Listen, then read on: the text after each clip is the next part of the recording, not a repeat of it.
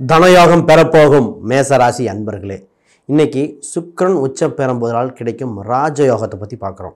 பொதுவாக இந்த 2025 வருஷத்தில் பார்த்திங்கன்னா குரு பயிற்சி, சனி பயிற்சி, ஏன் ராகுகேது பயிற்சி நினச்சிட்ருக்கோம். ஆனால் ஒரு பயிற்சி இருக்குது, கண்ணுக்கு தெரியாமல் ஒரு ஹீரோவாக வேலை செய்யுது. அதுனா சுக்கிர பயிற்சி.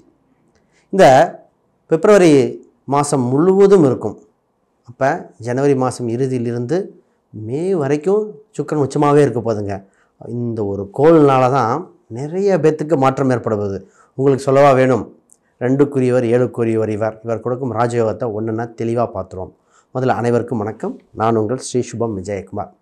இந்த ராஜயோகத்தில் என்னென்ன வேலை செய்ய போகுது அப்படின்னா, 2 உச்சம் பெறுவதால் தனம் சம்பந்தப்பட்ட விஷயத்தில் மிகுந்த யோகம். ஃபஸ்ட்டு பொருளாதார விருத்தி உண்டுங்க. பணம் எந்த வகையில் வருது அப்படின்னு பார்க்குறதுக்கு முன்னாடி பணம் யோகம் உண்டு. குடும்பம் சம்மந்தப்பட்ட சந்தோஷம் இருக்குது. இந்த 7.5 சனி இருக்குமா, அஷ்டமச்சனியா, இந்த மாதிரி பல குழப்பங்கள் சொல்லுவாங்க இல்லையா. உங்களுக்கு 7.5 சனி ஆரம்பம் பற்றி இனி பயப்பட தேவையில்லை. உச்சம் பெறும் வரைக்கும் பயம் தேவையில்லை. அப்போ இந்த ராசியில் ஒரு சில விஷயங்கள் ஒன்றுன்னா பிரித்து பார்ப்போம். ராஜயோகத்தை என்னென்ன வேலை செய்யுதுன்னு. முதல்ல திருமணம் சம்பந்தப்பட்டவங்க வாய்ப்புகள் அதிகம்ங்க. இந்த ராசிக்கு 7ஆம் இடத்தை குரு சுபபார்வையாக பார்க்க போகிறார்.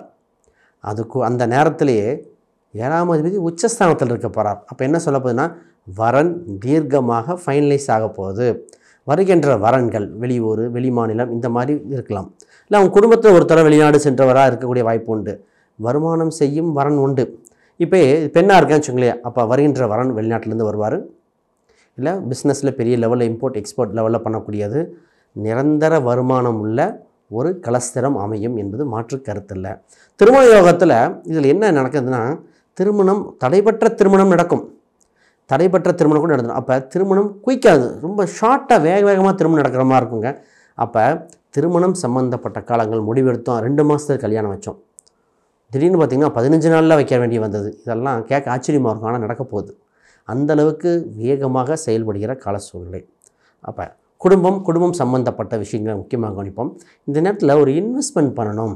பணத்தை கொண்டு போய் ஒரு இடத்துல போட்டு 1 2ஆக பெருக்கக்கூடிய காலகட்டமாக இருக்குது. பட் அதை வெரிஃபை பண்ணி கரெக்டான செக் பண்ணணும். இந்த இடத்துல பணம் பொருளாதாரத்தை விருத்தி பண்ணக்கூடிய அம்சம். இன்சூரன்ஸாக இருக்கலாம், ஒரு சேஃபஸ்ட்டு ஒரு வட்டி வகை வருமானமாக இருக்கலாம், நகையில் போட்டு வைக்கலாம், இல்லை ஒரு இடம் வாங்கி வைக்கிறது, அந்த மாதிரி விஷயங்கள் இருக்கும். இதில் ஒன்று சீட்டு போடுவதில் கவனம். பொதுவாக உங்கள் ராசிக்கு இந்த காலகட்டத்தில் சீட்டு போடுறது, நகைச்சீட்டு இல்லை மாதாந்திர சீட்டில் கொஞ்சம் கவனமாக இருக்கணும். இது ஒரே ஒரு பாயிண்ட். ரைட். வேலை விஷயத்தில் எப்படி இருக்கும்? பொதுவாக சுக்கிரன் உச்சம் பெற்று 6ஆம் இடம் தான் வேலை சம்மந்தப்பட்ட சொல்லுவாங்க. 6ஆம் இடத்தை உச்சம் பெற்ற கிரகம் பார்க்கும் பொழுது வேலை கிடைக்காமையே இருக்க போகுது. அது 7 வேலை உறுதியாக கிடைக்கும். மனசுக்கு நினச்ச ஒரு வேலை கிடைக்குமா கிடைக்காதா, எப்போ கிடைக்கும், தடை ஏற்பட்டுகிட்டே இருக்கே, வளர்ச்சி இல்லையே அப்படின்னு சொல்லிட்டு இருந்தவங்களுக்கு வேலை உறுதியாக கிடைக்கும். இது ஒரு படிநிலைக்கு உண்டான காலகட்டம்.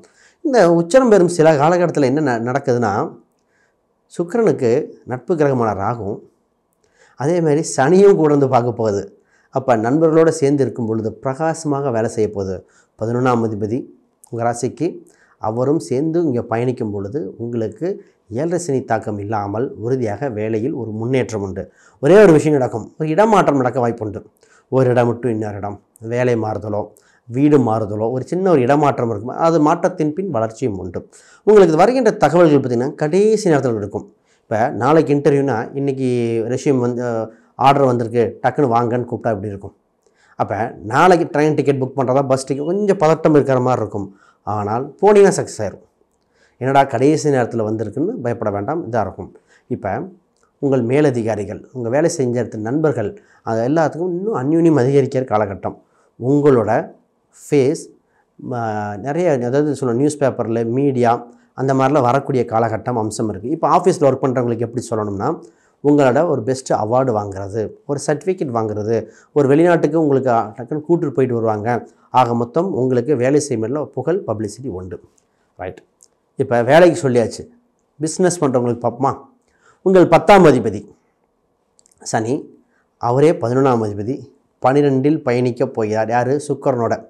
சுக்கிரன் யார்? உங்களுக்கு 2 7 இப்போ கூட்டு சம்பந்தப்பட்டது அதிகரிக்கும். கூட்டு போட்டு பண்ணலாமா?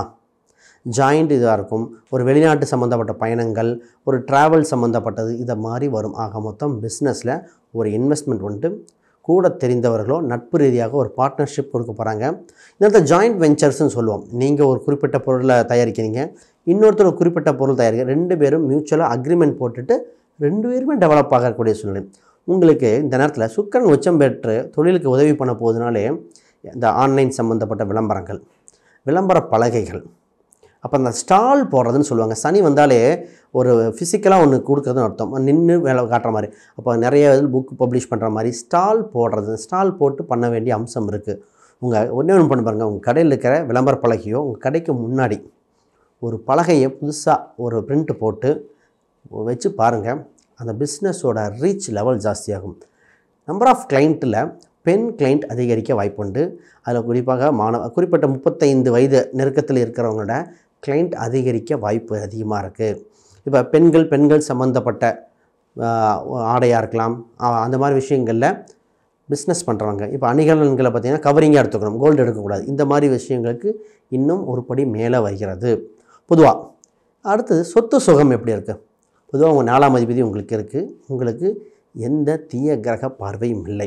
ஜென்மசனி வர்றதுக்கு முன்னாடி இடம், வீடு, சொத்து, ப்ராப்பர்ட்டி சம்மந்தப்பட்டது ஒன்று விற்கிறது, வாங்குகிற சம்மந்தப்பட்ட விஷயங்கள் இப்போ பண்ணிக்கணும். கொஞ்சம் நாள் கழித்து பண்ணிக்கலாமா, அப்புறம் பண்ணிக்கலாமா அப்படின்னு தள்ளி போகக்கூடாது. ஏன்னா பணம் உங்களுக்கு வருகிற காலகட்டம், அது லாபகரமாக இருக்கிற காலகட்டம். இந்த குறிப்பிட்ட மாதத்துக்குள்ளே இருக்கிறனால ஒரு இனிஷியல் பண்ணி, சார் சேல்ஸ் பண்ணுறேன், இல்லை நான் வாங்குகிறேன், ஒன்றை கொடுத்து விட்டு இன்னொன்று வாங்குகிறேன், இந்த மாதிரி பண்ணிக்கலாம். இப்போ என்னென்னா வண்டி வாகன ஆசை தான் கொஞ்சம் அதிகரிக்க போகுது. கொஞ்சம் காசு இருந்தாலும் பெரிய பெரிய வாகனங்கள் வாங்கணும், புது வாகனம் வாங்கணும், அந்த மாதிரி எண்ணங்கள் வந்துக்கிட்டே இருக்கும். இப்போ வாய்ப்புள்ளவங்க வாங்கிக்காங்க. இதில் குறிப்பாக லோன் வாங்கி வாங்கக்கூடிய அம்சம்லாம் இயற்கையாகவே உண்டு. பட் தேவையான்னு பார்க்கணும். அப்போ உங்களுக்கு வண்டி வாகனம் இடம் சம்மந்தப்பட்டதில் ஆதாயம் உண்டு, வளர்ச்சியும் உண்டு. சரி, நோய் நொடி எப்படி இருக்குது, ஏதாவது தொந்தரவு இருக்குமா அப்படிங்கிற ஒரு கேள்வி வரும். பொதுவாக இது அனைத்து வயதிற்கும் பொதுவாகவே சொல்கிறேன், ஆண் பெண் இருவருக்கும் சேர்த்து உடல் உபாதைகள் சின்னது வரும். என்ன இப்படி சொல்கிறேன்னு நினைக்கக்கூடாது, உடல் உபாதைகள் வருகிற காலகட்டமாக இருக்குது. கால் சம்மந்தப்பட்டது, சுகர் சம்மந்தப்பட்டது கொஞ்சம் ஃப்ளக்சுவேஷன் ஆகும். பாருங்கள், சுக்கிரன்கிறது பொருளாதாரத்தையும் நல்லது கொடுக்குறார், உடல் உபாதைகளுக்கு சின்னது கொடுப்பார். இந்த ஹார்மோன், தைராய்டு இது மாதிரி இருக்கணும், கொஞ்சம் ஃப்ளக்சுவேஷன் ஆக வாய்ப்புண்டு. கவனமாக தேவை. இதுக்கு நடைப்பயிற்சி, இந்த மாதிரி டாக்டர் ஆல்ரெடி என்ன சொன்னேன், அந்த இதை கொஞ்சம் கவனமாக இருக்கணும். இதுக்கு ஒரு பரிகாரம் இருக்குது, நான் இறுதியில் சொல்கிறேன். அந்த பரிகாரம் பண்ணால் இன்னும் இந்த உடம்பு சம்மந்தப்பட்டது ஆகும். ஒரு வயதானவங்க இந்த மூற்று மாற்று அறுவை சிகிச்சை பண்ணலாமா வேண்டாமான்னு ஒரு கன்ஃபியூஷன் இருப்பாங்க. அப்புறம் பார்த்திங்கன்னா ஷோல்டர் சம்மந்தப்பட்ட பெயின் இருந்தவங்களுக்கு, குறிப்பாக ஹார்ட் சம்மந்தப்பட்டது ரொம்ப நாள் தள்ளி போட்டுட்டு இருந்தவங்க, அவங்களுக்கெல்லாம் ஒரு வைத்தியம் நடந்து இம்ப்ரூவ்மெண்ட் ஆகும். அப்போ வைத்தியத்துக்கு பின் இம்ப்ரூவ்மெண்ட், அதை தான் புரிஞ்சுக்கணும் இந்த குறிப்பிட்ட ஒரு 5 மாதத்தில். ஆக மொத்தம் சக்ஸஸ் ரேட் ஜாஸ்தியாக இருக்கும். இங்கே உங்களுக்கு ராகு லாபஸ்தானத்தில் பயணிக்கும் பொழுது பெரிய வைத்தியங்கள் வராமல், ராகுக்கு எதனால எண்டோஸ்கோப்பி அந்த மாதிரி சின்ன மருத்துவத்தின் உபகரணத்தை பயன்படுத்தும் இதெல்லாம் அந்த வரும். அப்போ அந்த உபகரணத்தின் மூலம் உங்களுக்கு ஆதாயம் உண்டு, உங்களுக்கு தேவையற்ற விஷயங்கள் குறையும் என்பது மாற்றுக்கருத்தில். ரைட், யாராவது புதுசாக பார்க்குறவங்க இந்த வீடியோவை சப்ஸ்கிரைப் பண்ணிக்கோங்க. யாருக்காவது அப்பாயின்மெண்ட் இது மாதிரி வேணுன்னா கீழே எண்களுக்கு தொடர்பு கொள்ளுங்கள். பரிகாரங்கள் ஒன்று இருக்குது, அதை சொல்கிறேன். போன மாதங்களை கேட்ட கேள்விகளுக்கு உண்டான பதிலும் இருக்குது, அதையும் சேர்த்து சொல்கிறேன். ரைட், போன மாதங்களில் இந்த மேசராசிக்கு கேட்ட கேள்விகள் என்னென்னா, கீழே என்ன சொல்கிறேன், உயிர் மட்டும்தான் இருக்குது அப்படின்லாம் ஒரு கமெண்ட் போடுறீங்க.